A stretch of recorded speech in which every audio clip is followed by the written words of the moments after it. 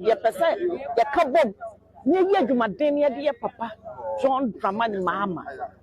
Incoming president no ba. It's a youth no.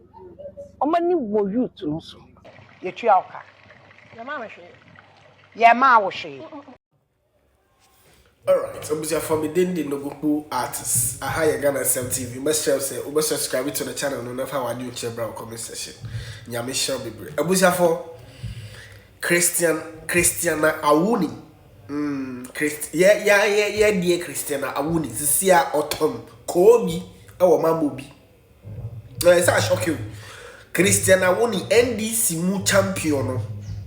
Ultimately NDC for a campaign the mweden ma NDC no sa Christina Awuni na o yisini no ene otom Koobi e wo Mamobi abusiafo ye wo ho anu mo ye yan kan bia nhyem na ye yan yi bi swan film ye wo ho no ma na yakọ interview Christina Awuni obi akohunu e wo Mamobi market otom Koobi ena ya bisa me say Christina Awuni say ye wo de enim say wo ye NDC ni a wo ye campaign de mu adin wo bona nando e wo say na nando anya hwe na nando free SHS no scam na ade nyina until there's nowhere that the NPP should come to power.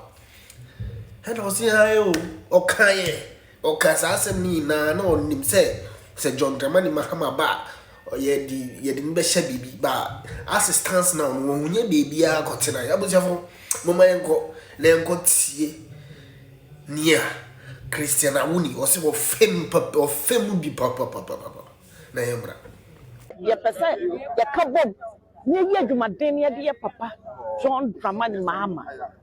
Incoming president no ba. It's a youth no. Omani wo youth no so. Ye twa oka. Ye ma hwe. Ye ma wo hwe.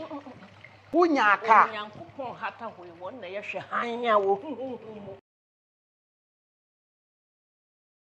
Sani mpemfo aka no abrabo ahyase enye den na emum awieye ene asem no. Ni na ne se ba wa wotwa sini na wote sini twase ya ne di ni Christina Awuni. Wo ba. Ana se ba wo ba ha.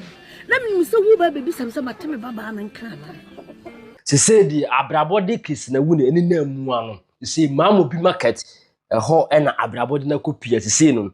Oton adwene Koobi amane kotodwe ene dawadawa na ne nsa akona no. Ekoba ne se na ebewi ni sei. Obekaya ansa na His Excellency John Dramani Mahama yedin besi mampanya konya so no.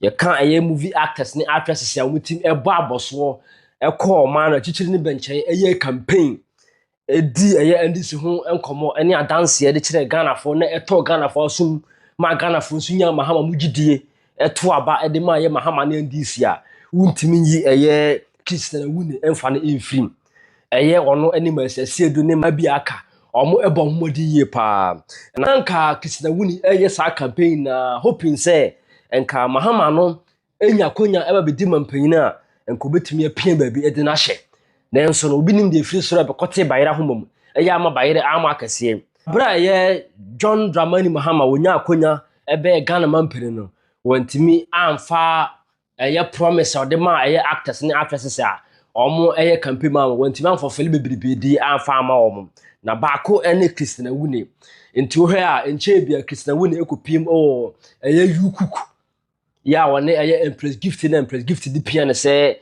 yekeka se udi Mahama chini andis no wonye japade ne ka Christina Awuni chiremu se okane na jabidie wonya aka bia wonya bibia emfemfiri Mahama ho Ye twa oka. Ye ma hwe. Ye ma wo hwe. Obi ama wo sika. Wunya aka. Nyankopon hata hwe won na ye hwe hanya wo. Hwe hanya obi ama. Tidase we chiremu se esom ne campaign aboso aye Christina Awuni eboye campaign no odene edema Mahama ne NDC no nunya wabregu kwa nti se obetena se na obedi komode na wo se wodi na ni kire Mamobi na okope table bi na ode adwene ne nsesa wa ne kotodwe guso na ja adwuma boni bi ne ho wiase a obetim ni atoto kro no bo ho dia ade nsa no na obi ato sempo ana se takubi ama no na akwakodi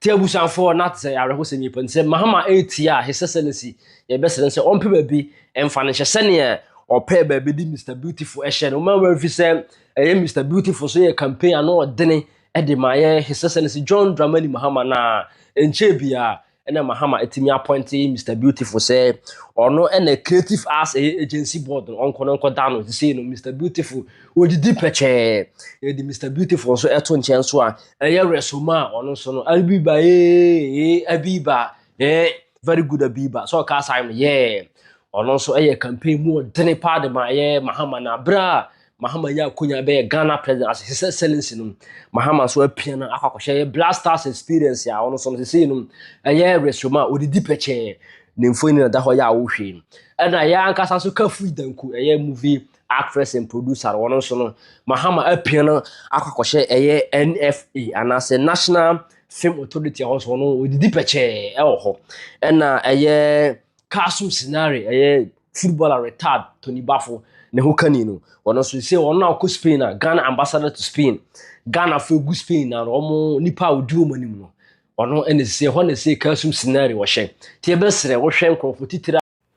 All right, ebusiafo se mwa motie masuma babusiafo 2024 se wuti insema Christina Awuni okafa na nado danko akufado eni Dr. Mamobi Baumia on free SHS ukam yembesho ena video we be double ntina umsi Christina Awuni sisi oton Koobi ni ndembe wo Mamobi na ngofo si munti ase enona Ghana for be say this will serve her well. Ono Christina Awuni advice you say this is the person we should go and vote for. Bene also say we need appointment. Obusia umanko enko tielia Christina Awuni o kan fa na do dan kwa for that time free SHS no obi a wan go school or advice here me enko nem go tie free SHS nso hu ye eye poto tan enkan na etwa school fees no eye better we enye se me NDC nti no kure NDC fo kura na ya memeka sa na mtie eye poto zayo se wo unua na wo ba e wo ho no ko sa school na kawa wo be ho se nye eye poto pa wo pa nyoma bi gu mi phone so wo pa me de be kire wo aduane enkola ni di wo school poto tan me si enkaten kwan a wo hwe wani ma wo hu wani mu wo mte sase na me hwe wani mu wo e fom he sa na kwan te nsuo ena nam no enam betem ba ko sei ene ye tete ho ete ho se ni ade ato akola aduane ye te ho se ni ade ato we ye ade a enkola no no nso nkro nsuo every wo mo wo school mu obie ni obatan bia wo ye obatan pa wonyi NDC no onyi MPP emfiri mu Asem emfiri mu se obi dom no meka nokre se wo kọ no wo spend this senyansa na be ko school the lowest cry be 5,000 Zion nke tue school fees kura nka government school untimi tue 5,000 so free SHS no and cover everything. It doesn't mean so school aban beto gari ama aban beto shoe ama aban be mo aska to bottom. Yes, education na woko na ye free that time no kra no na etua school fees nya se eto gari yeto bibia eso endru 5,000 endru da enne mom am say ye free no 5,000 10,000 and a month for spend. That's because be and no boy den nti be ka school fees be kan wan ka be bosa 10,000 bia embro nyoma ben na no boaye den die ti na nyoma boaye den eye hwan na ama nyoma boaye den die ti na ba so obegugu nyoma na fe de wayiri mu eye hwan fault eye na do fault MPP aban fault na ama nyoma boaye den it is okay say nyoma boa na aye den ya hwan na teso sesi a wa ama nyoma